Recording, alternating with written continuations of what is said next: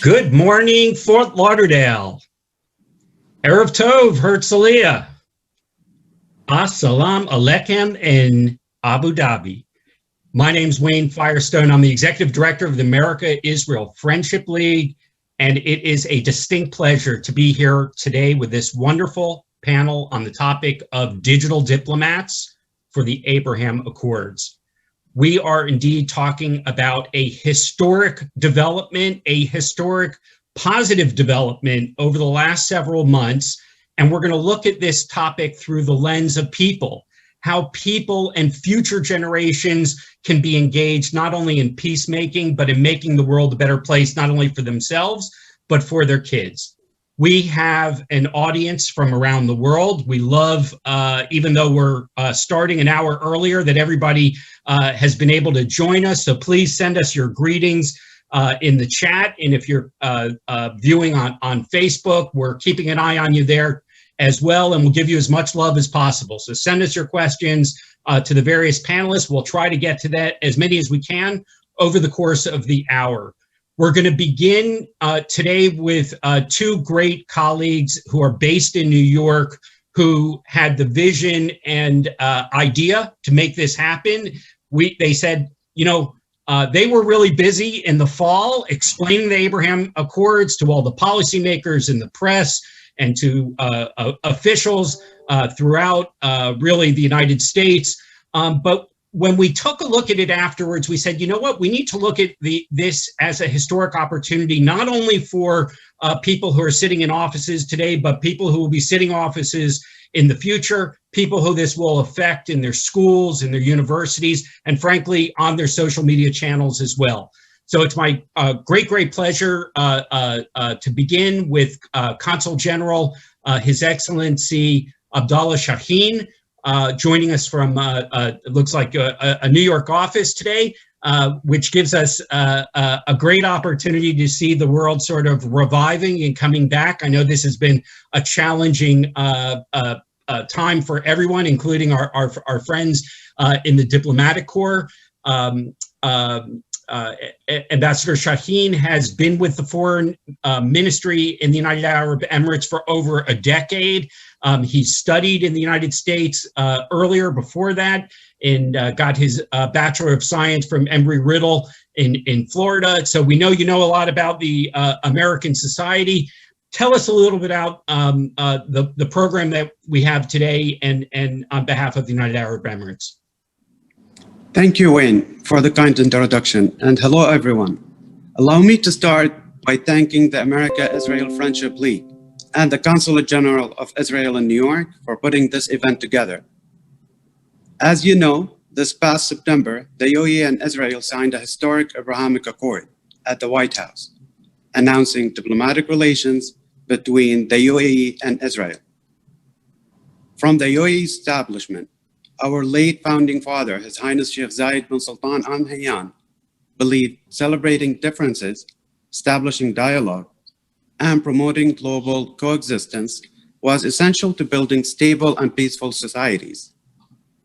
Since the announcement of the Abrahamic Accord, the relationship between the UAE and Israel has developed rapidly.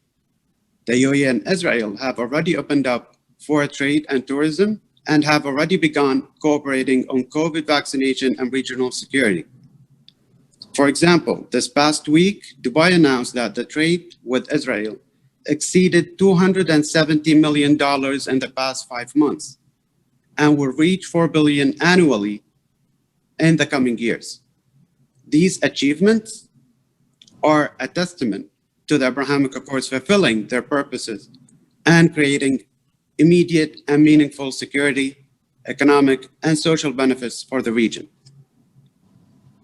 The UAE and Israel have also started to engage in several cultural initiatives to learn more about each other's history and traditions. As a Consul General, I have been honored to attend many events, including celebrating Hanukkah for the first time this year. For those who are just now learning about the UAE, I just want you to know that the UAE is a young country with young leaders and large population of ambitious young people. Today, the UAE is modern, dynamic, and diverse nation with residents from over 200 nationalities living side by side and calling the UAE home. In just 49 years, we proudly see how much we have achieved. A few recent and remarkable examples include welcoming the Pope for the first time in the GCC region, hosting the Special Olympics World Games in Abu Dhabi, launching our first mission to Mars, which is in 1 week away from its orbit, as well as developing a vibrant economy, advances in women empowerment, and building a society of peaceful environment. The UAE is a future-focused society, and we are excited to build a bright and a better future together with Israel and the region. With that, this morning, it gives me a great pleasure to introduce our panelist from the UAE, His Excellency Omar Aghbash, Assistant Minister for Cultural Affairs at the Ministry of Foreign Affairs and International Cooperation. His Excellency Omar began his career with the UAE Ministry of Foreign Affairs as a diplomat at the UAE mission to the United Nations. The first time I met His Excellency Omar was when he was the UAE ambassador to Russia. One of his notable achievements includes his acclaimed book, Letters to a Young Muslim, a series of personal and insightful letters to his sons. I am humbled to have His Excellency Omar Aghbash joining us today. I'm also proud to introduce Omar Al-Breiki, an active and a passionate Emirati youth. Omar is a UAE youth delegate to the UN for the year 2018 and currently serves as the unit head of environment assessment at the Environment Agency of Abu Dhabi. I am excited that this event is focused on youth and digital diplomacy, and I'm looking forward to hearing their discussion on engaging the next generation and building bridges of cooperation. Thank you. Thanks so much. And now I want to present your colleague in nearby in Manhattan, our good friend, the Consul General from New York, Israel Nitzan. Israel has the distinction of being a career diplomat with the Israel Foreign Ministry and has had former postings, and this is, I believe, his fourth posting. He's also been in Cairo, and it's a great pleasure to work with Israel on a number of these programs with the Ministry of Foreign Affairs. Israel, go ahead. Thank you very much, Wayne, and I want to thank you and all our friends in the America-Israel Friendship League for hosting this event and for the amazing work you're doing in actually strengthening the friendship and the special bond between Israel and the United States. So thank you for that. And it's also great to see, again, my friend Abdallah Shaheen, the Consul General of the UAE in New York. I want to thank him for, first of all, for his friendship, but also to thank him for the partnership and the project that we're running together, including this in organizing this event. I think Israel and the UAE have are both young countries that have developed dynamic and thriving economies in just a few decades. Both are at the cutting edge of innovation and technology, and share the same entrepreneurial spirit.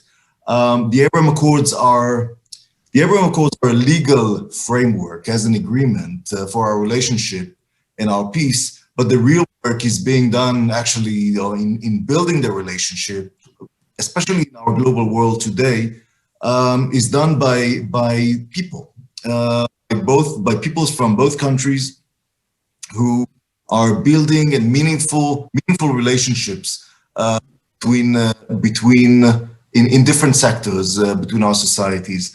They also interact directly.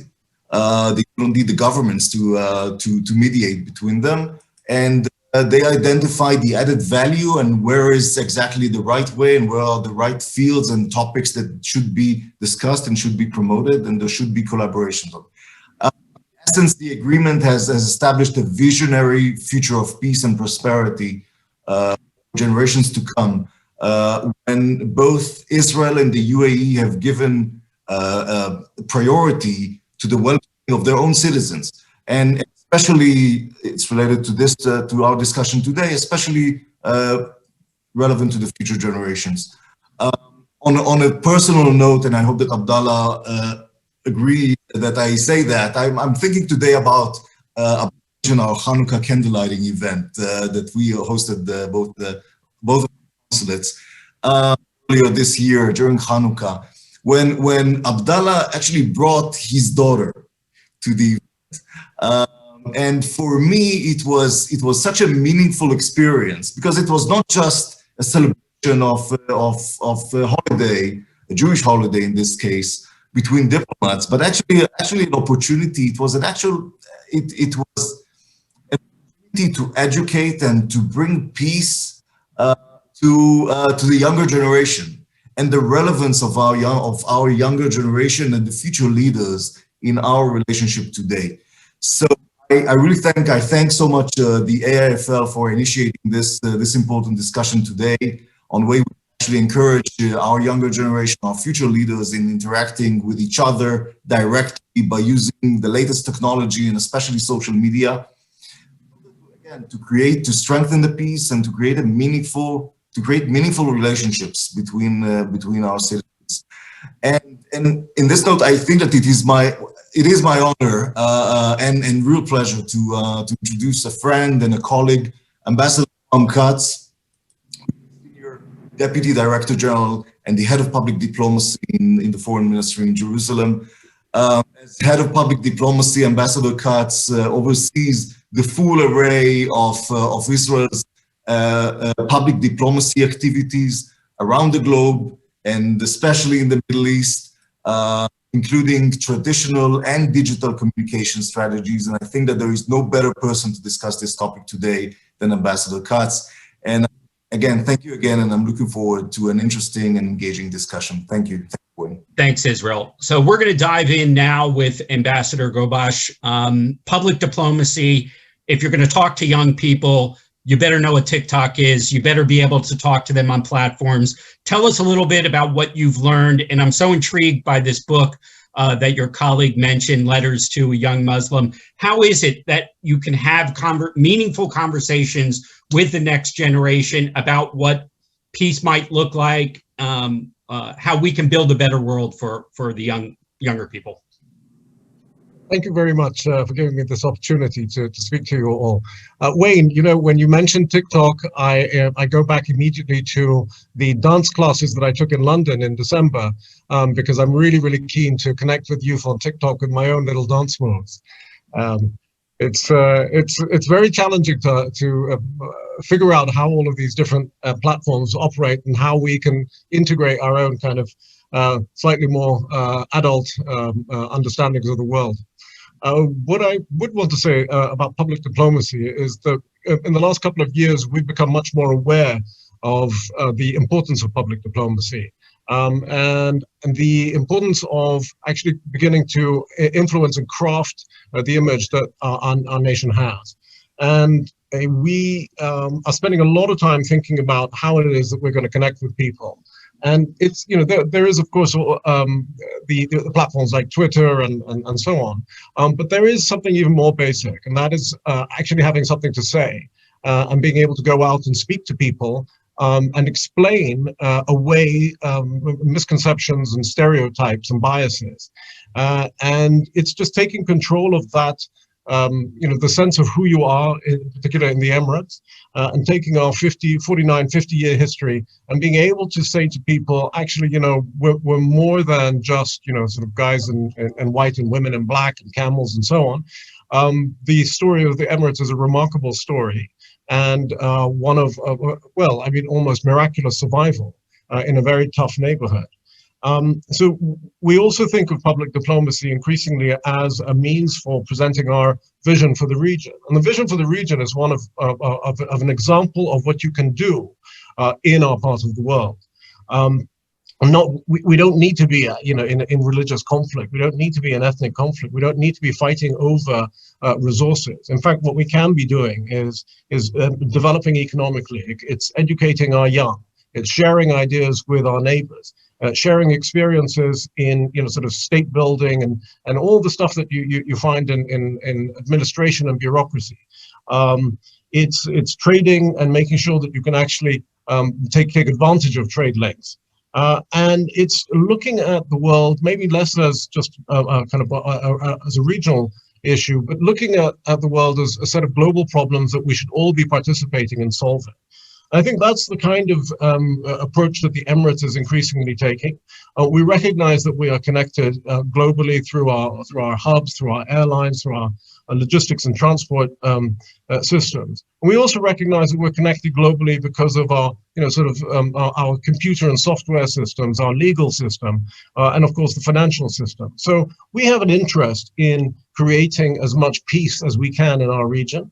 And I think, the biggest step that we could have taken is the one we took with the Abraham Accords, to actually reach out and say, look, not speaking to each other for 70 years or 50 years in terms of the existence of the Emirates has really not led to much prosperity. And we think that it's by engaging with friends and enemies alike, through conversation, through dialogue, keeping the doors open, is going to be the way forward. And I'm sure I've taken more time than I've been allotted, so over to you. It's really helpful to hear that perspective, and it is a global perspective. While we are focused on the important relationship between the United States and Israel, we have people on this call who have already called in from Amsterdam, from Casablanca, from the Gulf, from the Gulf of Florida and the Gulf in the Middle East. So we do know that if we get this right and we approach public diplomacy in a way that actually engages the next generation, not just pushes them off, we have new opportunities. So let me now go to Ambassador Katz. We already have someone who's written in from Tel Aviv, Ambassador Katz, about visiting the Emirates for the Special Olympics. We know that there is a tremendous response, a warmth even, I would say, of Israelis who just got on planes and wanted to visit. And we know you've already received visitors. Tell us about what this moment looks like as a diplomatic moment for Israel. First, I would say that for me, it was extremely exciting to be part of the development that brought our two countries together. It's an historic moment, and as a diplomat, it's something that you yearn to be part of as a peak of career, and it happened to us. My first visit to Dubai and to the Emirates was before the establishment of relations, and it was part of being heading the team that will build and lead the participation of Israel in the World Expedition or the World Expo that will start in Dubai this October. And I remember my first visit there, and I was amazed from the hospitality and from the very relaxed and easygoing conversation with colleagues. And you have all kinds of assumptions before you go to a place based on the fact that you don't have diplomatic relations. And I was totally surprised. The opportunity of being part of that, it's something great to me. And I think that there is a lot of enthusiasm in Israel and outside of Israel, in other places in the region, and of course in the Emirate itself. I think that relations between states are much more than the relations between governments.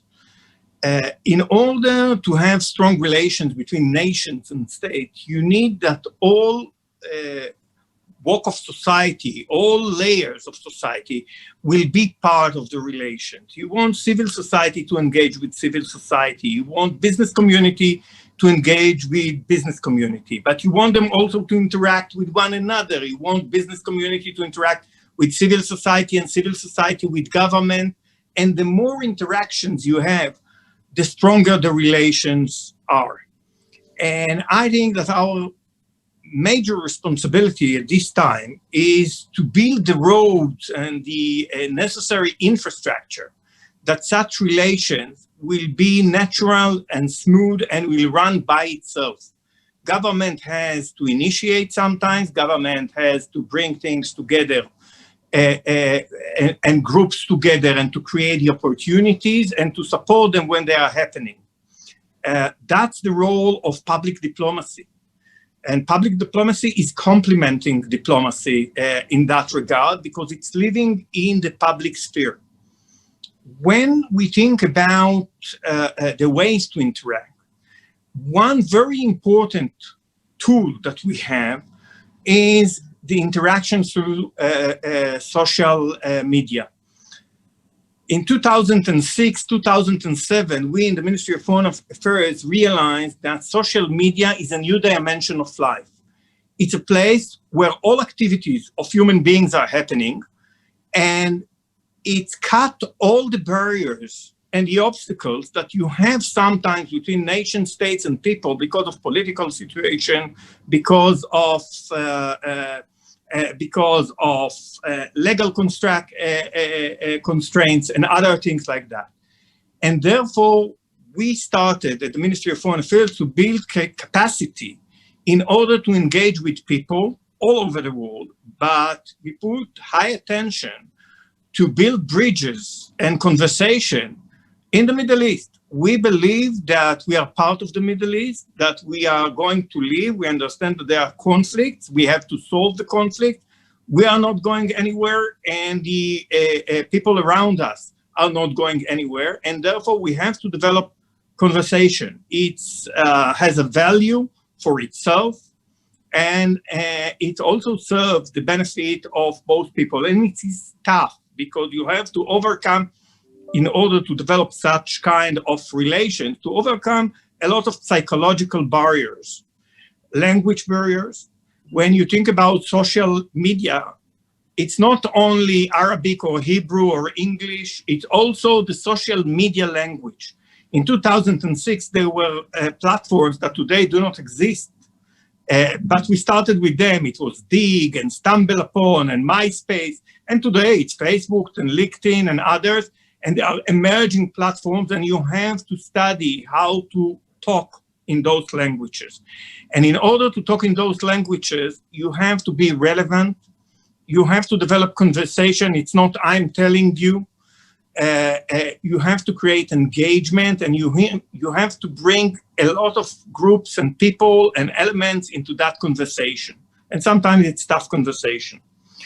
You have to keep it alive, and it means that you have to use all kinds of tools that are needed. And when you think about young people that are using and fluent in those languages, you know, I'm old, but people are young and fluent in those languages, you need to engage with them in the way that they engage. It means that you have to use a lot of videos, and you have to adapt to the contents and topics that are of interest to them. Sure. And you have to adapt to new culture. Let's say gaming is very important today. So you have to create gaming opportunities that bring people together. I would say, and I would end here, and I would say that the numbers are talking for themselves. The Ministry of Foreign Affairs has a network of 800 channels. We have 12 channels that are open to, official channels that are open to the,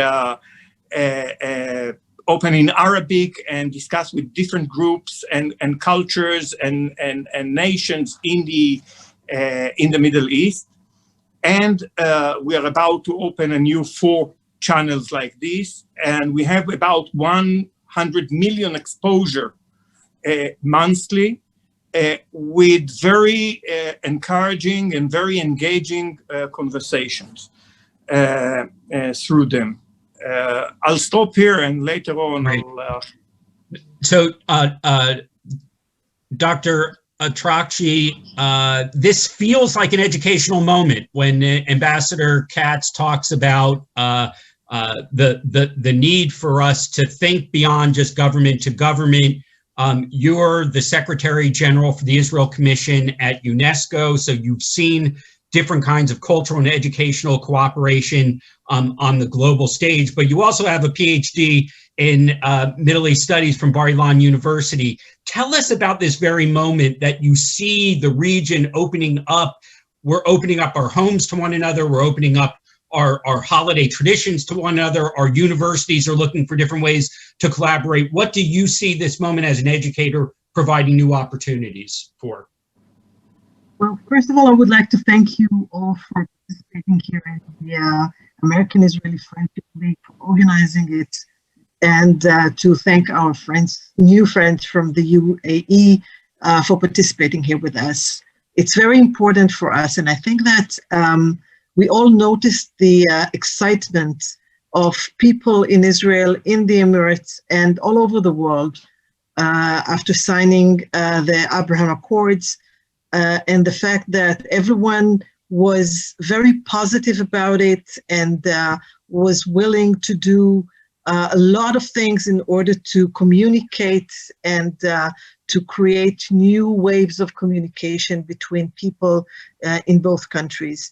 I think it was very clear that it was official, it was open, it was on daylight, and it was all over the social networks, with the thing that is really, I call it the real world of the new days, because when you are on social networks and you see what happens there, you can see that things are really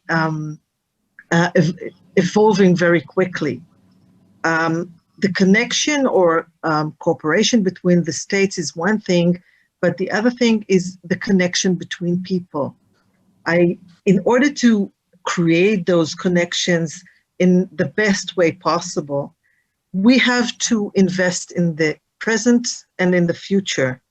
And we have to give it a very large scope and to be able to open all the doors to the young generation to enter through. And one of the stories that, or one of the visits, the very interesting visit that happened a couple of months ago, was a visit of a young group of men and women from the Emirates in Israel. They came here for about a week, I think. They traveled all over the country. They met a lot of young people from Israel. And it was very exciting to see them coming to Israel. Not only Israelis going to the Emirates in thousands in the past couple of months, but really to see the connection they were building with Israeli youth. It was interesting and very, very moving. So if we want to invest, as I said, in connections in the future, in the present and the future, for me, in my eyes, the most important thing is to invest in education. I'm representing here two ministries, actually, the Ministry of Education and the Ministry of Higher Education and Youth. And whenever you look at it, for every point of view you're looking at this issue, I think that you see that in order to bring young people, youth, children to the knowledge, to what we need to know about each other, you have to give them two things, actually.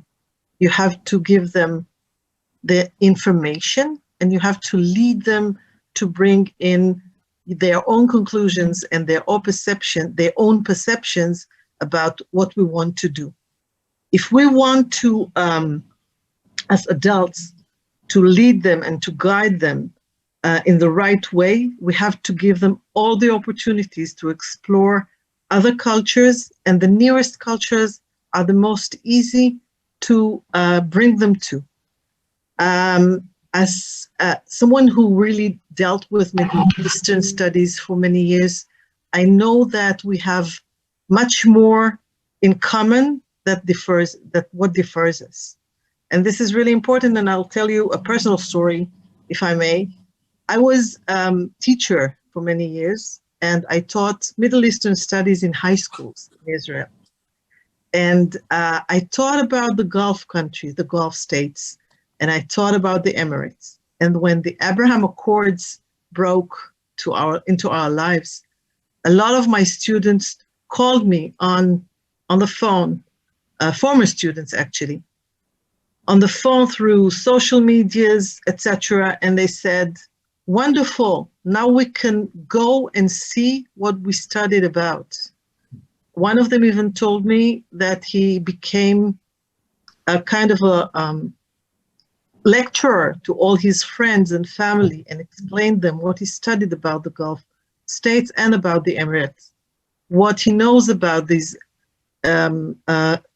areas. And he even asked me to send him a PowerPoint I once showed my students about the UAE in order to really reflect what is this place. So it was really exciting. It was very moving for me. And this is why I want to conclude with two things. First, we have the opportunity here to bring youngsters to what the other Aldous Huxley called, and I am only using the title, A Brave New World. We are building here a new world, which is very brave and it's very exciting. And the way to do it, and this is the second thing that I want to conclude with, is to personalize these relations. We need to be able to cooperate, to coordinate things for the young people, and to bring to the table many collaborations which ministries have started to do. So thank you. I'll stop here.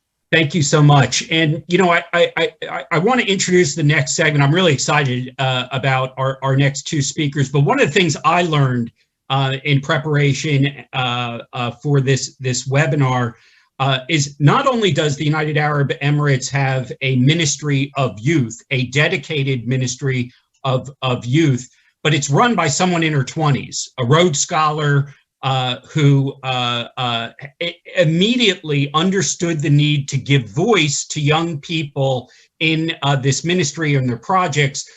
We've got a video clip from you which will introduce you to her and this initiative a little bit, and we hope this is really something that maybe us in the United States can learn from our friends in Abu Dhabi and Tel Aviv about what it means to give voice to young people and not just talk about them.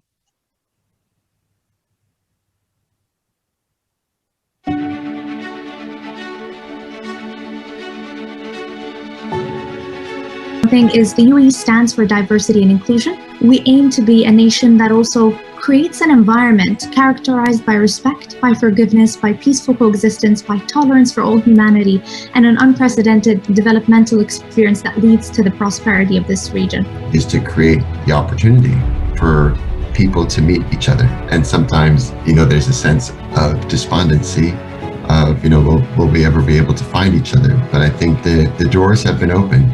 Because I was conditioned from my childhood growing up in this country to accept people of all nationalities. Working on common projects where we proudly, as UAE, we always say we are a cosmopolitan society where we have over 200 nationality, but now we can say we have 201 nationality, with the Israelis now being part of it. So, Omar, tell us a little bit about, I mean, you actually represented Abu Dhabi in 2018 at the United Nations as a youth ambassador. You're old enough to have a beard, but you certainly have, from our prior discussions, a real understanding about your colleagues. Tell us a little about what kind of reaction from when it was announced that there would be peace with Israel? How did people react, and you know, where do you see that leading? Thank you, Wayne, and thank you to the AIFL for having me today. It's a pleasure and an honor to be here today with such distinguished panelists from both Israel and the UAE, and being able to represent the voice of the UAE youth. Today, our topic, basically the digital diplomats for the Abraham Accords, engaging the next generations, is such an important topic. Honestly, it gives us the opportunity to discuss how, first of all, digitalization played a role in both diplomacy and specifically in this historic accord. It gave us the opportunities that it created, especially us for the youth, to communicate and build bridges, and the important role it will play for a more peaceful and prosperous future for Israel, the UAE, and the region as a whole. The youth, Wayne, currently are playing an important role basically in cementing and accelerating the bonds between our communities and our people. And I couldn't stress the huge role that digital platforms played, especially during the pandemic. It eased conversations and collaborations. It allowed us to come to agreements and make an impact from our homes. And I believe this culture of digitalization is becoming today and tomorrow's reality. So capitalizing on it is the key to tomorrow's success. And it brings us as nations closer together, allowing us to learn from each other and experience diversity in different ways. And just touching upon that video that we just saw, and kind of revisiting some of the things that were said, the UAE, my home is the home of diversity, coexistence and inclusion. We are a nation of over 200 nationalities, as you heard. And we strive as a nation and as a community to build an environment of peaceful coexistence and tolerance. And this is actually one of the main pillars that our founding father, Sheikh Zayed, built this country on. You can kind of see a picture of him in the background right there. As a nation of this country, caring for the same values of our founding fathers and leaders, I'm very happy to welcome this accord, as well as the youth and all its values it brings in different forms, whether it be economical, social, cultural, environmental, diplomatic, or otherwise. I believe both our nations, the region, and the world as a whole, in fact, will benefit from this. And with that said, I look forward to our fruitful discussion. Thanks, Omar. And I know your daytime job working at the Ministry of the Environment is really one of those issue areas that for this generation matters, and is one that you all feel needs to be discussed now and not just like sort of see you later, we'll talk about it later. So I'm very interested to explore that and hear your perspective. We had this is not your first webinar with AIFL. We had the good fortune to meet you very early in our efforts when we first started doing this twice a week, because we knew that people were stuck in their homes, stuck with isolation, stuck with anxiety, fear, concern. And you and a group of other colleagues who define themselves as social entrepreneurs, many of them coming out of high-tech backgrounds, and you guys pivoted unbelievably quickly to help, to do things that could be done in hospitals, in aging centers, in schools, etc. And I was so impressed at the time of just the lightning speed with which you all operated in. And it feels like the Abraham Accords have also sort of been this lightning speed that we've been seeing people going. And I know you and Omar actually met in person already in the Gulf. So tell us how this has progressed, on such a fast track. First of all, thank you very much for this unique opportunity. I want to thank the distinguished speakers before me, and especially for Omar, my friend. In the last few months, I don't have the time to sleep, I will tell you the truth. We are running day to night to build these relations, and we understand the importance of it. I want to say very clear what we believe is our mission. I think there is three main pillars in cementing the peace. And my friends, the ambassadors here, maybe will approve it. The first part would be the diplomatic part that opened the door for the discussion, the leaders of the UAE and Israel that started the official discussions. The second part is the business, that was the major part and will still be a major part of it. But I believe that the differences between warm peace. And cold peace would be how much public we have here in this connection. If I can take my WhatsApp and call Umar and send him a video or speak with him, come to visit him, with his family, enjoy a nice dinner together. And this is exactly what we are doing here. I was glad, and I'm still glad to do on a daily basis and building this relation and cementing it by a project we call Leaders of Tomorrow. Because we believe that the leaders that opened the discussion gave us an opportunity to create a better future. And this better future would be based if me and Umar and our friends together that working day and night to create it will have the project that will bring more people to be as part of it, but especially will build a bridge for a better foundation for trust and understanding. And I believe that especially in the region, in the area of the Gulf and Middle East, we saw a lot of darkness, but here we have an opportunity to have the best solution for darkness, and that's light. And I believe that this is exactly what's happening here. Last week we had the historical moment. We had an event for the Holocaust Memorial Day, and I saw the faces of the people that was part of it. We also had the ambassador of Israel to the United Arab Emirates, but including members of the group, young people from around the region. And I saw the faces, I saw the hope on the faces. That was the most important thing of it. And I'm glad to be part of it. And I think the most important lesson that I learned from my friends in the UAE is to have respect for your friends, and especially have respect for people that are different from you. And I was visiting in the UAE, and I got that feeling for any places I went, in each one of the meetings. And I want to thank for them for teaching us this important lesson. And I just want to thank for my friends in the UAE that joined us for this important journey. And again, for the AFL members for listening here and viewing this event tonight. Great. Thanks so much, Ayal. Ambassador Gobash, I want to go back to you for a second.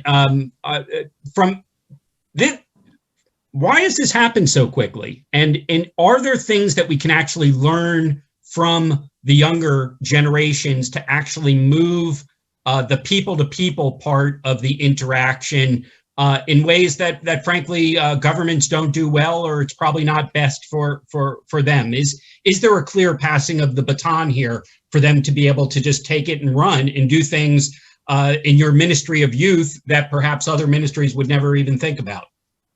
Well, I have to admit, watching that video, I was a bit surprised. I didn't realize that our Ministry of Youth had already taken all of these steps. Fantastic. It helps us, then claim responsibility for this great public diplomacy. So I'll send a note to the minister saying, well done. The question about why it's happened so quickly, I actually think that it took a very long time. I think once the decision was made, yes, it happened very quickly. But actually, my understanding is that there was a desire, at least in the Emirates, amongst leadership, to do this maybe 10 years ago. But the circumstances weren't right. The environment wasn't right. And I think also there's been a certain sense of maturing into what the Emirates is really about, and not being embarrassed or in being able to look at the taboos that have traditionally driven our lives and to say, look, we are going to put an end to some of these taboos because they're not appropriate for the modern world anymore. And so I think that's one of the major reasons why we were able to do it and to make peace. Now, I think it's going to be absolutely fantastic if more people are traveling. Of course, I spent the last few weeks in Dubai, and I've never seen so many Israelis in one place. It was really quite remarkable. And our doors are open, and I think that we would really like to come and visit Israel as well. I'd love to be there myself. Corona came in and got in the way. I think it would have been absolutely fascinating to see how much more travel there would have been had we had open borders like that. So there's no question that the context for the speed with which this has moved has been in spite of the fact that there are travel restrictions, there are interruptions, as you've referred to, and I do think we're wise to distinguish between some of the long-term opportunities versus the short-term, just getting to know you and getting to begin to collaborate, begin to talk together about things that makes sense. So, Ambassador Katz, we already have a question in here about the area of potential collaboration with industrial parks. Look, there's when we hear the Consul General talk about the space program and other areas of industry that Abu Dhabi is investing in for the long term, there clearly seem to be some opportunities. What's the times? What do you think that will happen? And based on the initial business allegations and contacts that are existing, or what might that how might that manifest itself?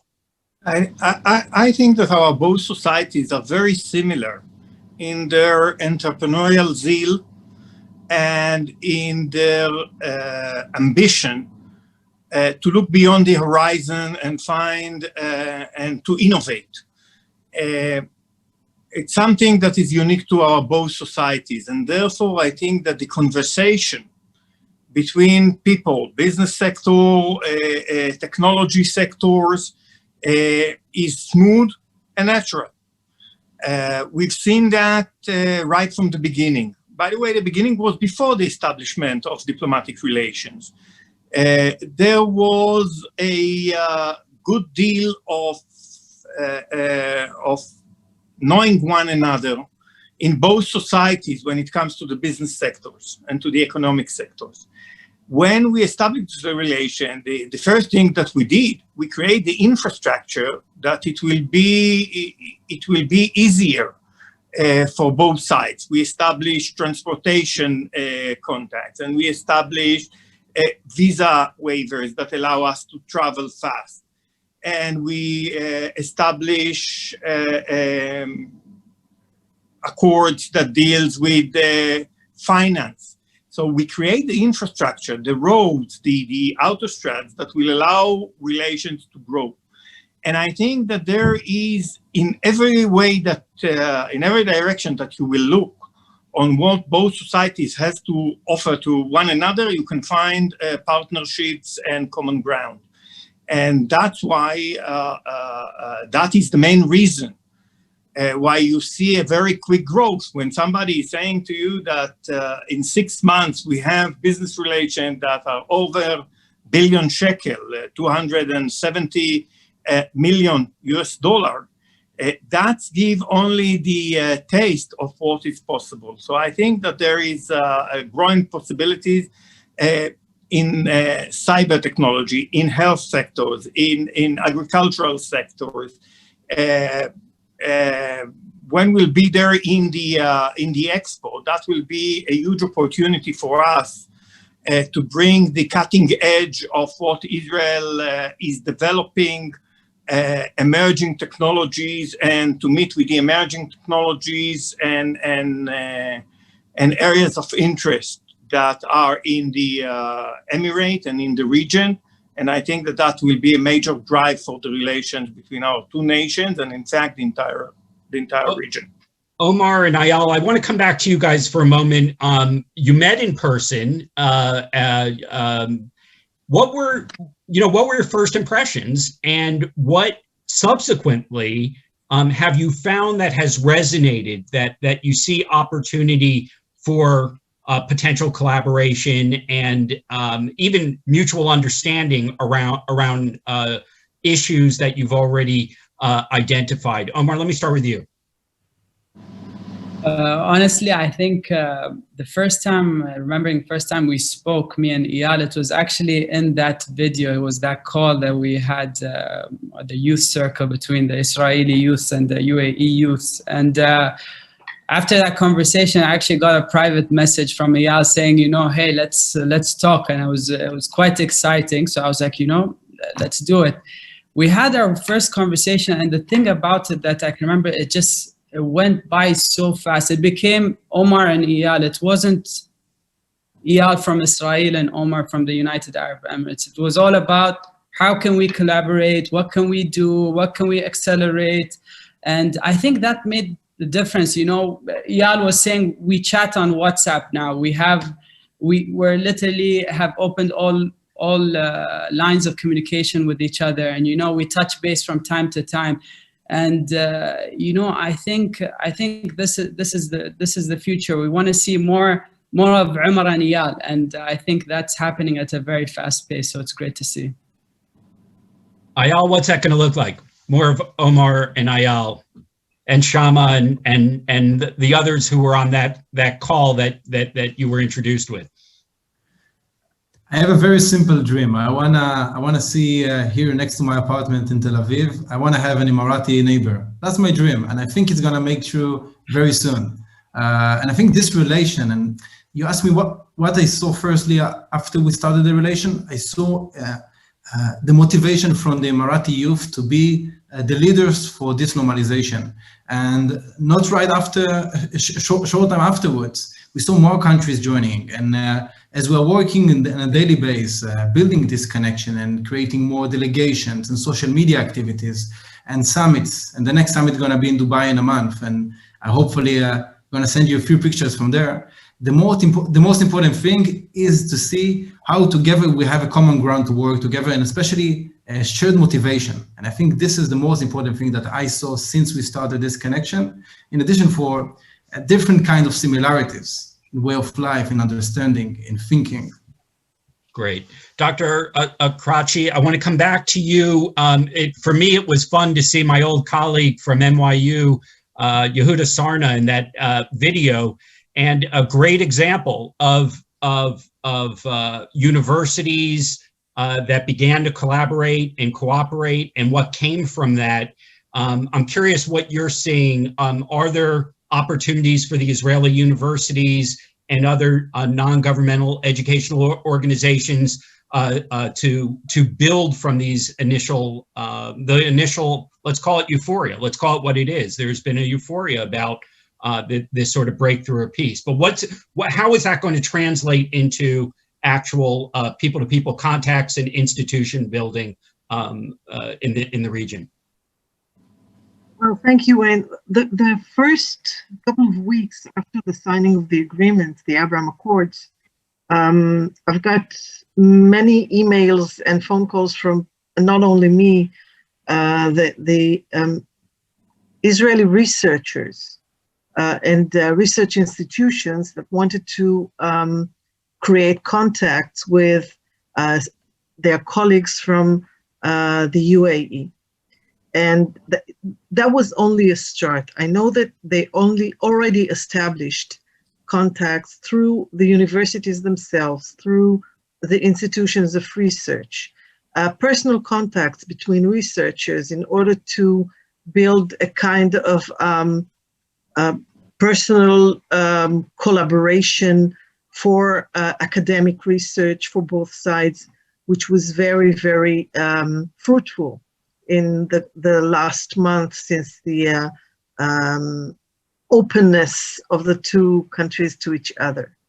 On the other side of education, the Minister of Education of Israel and the Minister of Education of the United Arab Emirates met 10 days ago and had a very nice and fruitful discussion about cooperation and collaboration between education systems in both countries. So we're thinking about a lot of opportunities to elaborate it and to implement it in the next future and the next months to come, hopefully in person and not only via Zoom or social media connections, hoping that the pandemic will be over and we will be able to meet.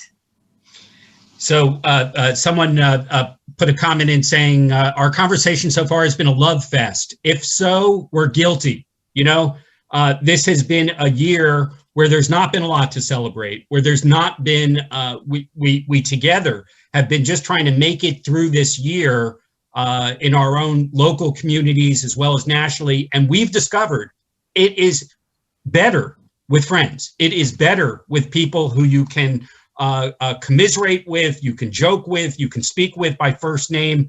I would have called both of our Omars, but it would have been confusing. I was offered instead of ambassador, and I think that is the right vision.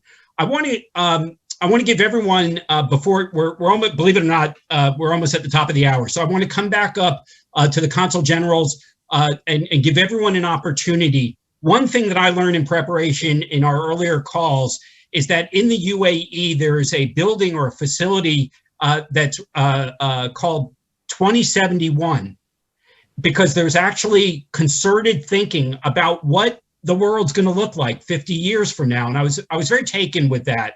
And so I want to close giving each of the panelists an opportunity in a sentence or two to just describe, if we're successful, if we're in this love fest now, what's the possibility of success in 2071?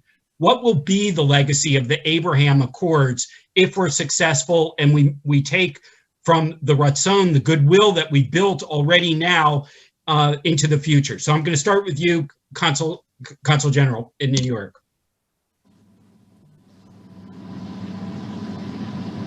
Go ahead. I need to take you off. We'll start with Consul General Shaheen.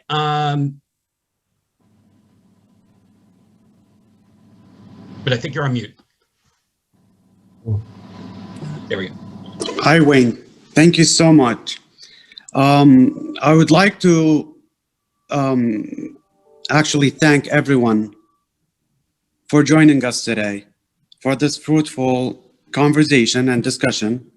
And I actually wanted to add more, if there is more time that we can actually add, but I know that everyone is restricted with time, but allow me to also invite everyone to our beloved expo that is going to be taking place hopefully this year. And I wanted to take this opportunity to actually send an invitation to everyone who's actually joining us here. You know, expo is going to be from October of this year up until April 2022. And it's the greatest show of the world for this time, hopefully.